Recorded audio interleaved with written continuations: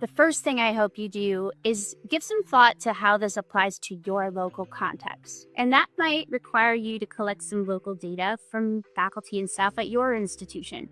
Because we all know that our local communities have their own unique challenges, goals, needs. Our institutions have their own approaches to doing work and their own approaches to integrating AI tools into that work. So one of the most useful things you might be able to do after reading this report is ask some of the same questions we asked of all of our respondents and ask them at your institution. Find out what your faculty and staff need to be able to effectively integrate AI tools into their jobs, should you choose to do so. One really important way that you can support staff and faculty in this endeavor is to provide them with really concrete professional development support.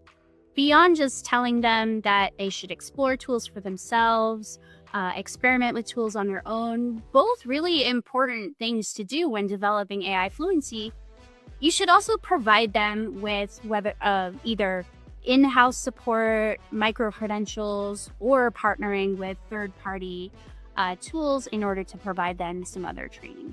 I also encourage people to start thinking about how they can measure the return on investment for AI tools. We're getting to that point now as people are adopting more and more tools.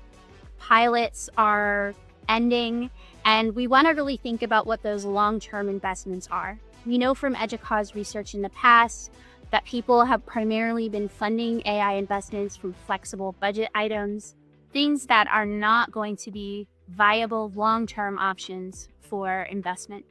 And so as we start thinking about creating more stable sources of funding for AI tools at our institutions, we also want to be thinking about what we hope the outcomes of those implementations are, measuring those outcomes, and then sharing the results of those evaluations with our community so that everybody understands what those investments look like. And finally, I recommend revisiting your portfolio of AI-related policies and guidelines, making sure you're filling in any gaps in those policies and guidelines, and communicating about those with the people at your institution.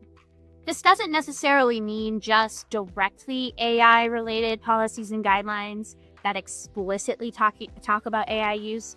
It could be other policies and guidelines related to things like data privacy, data security, acceptable data use, all sorts of data governance policies.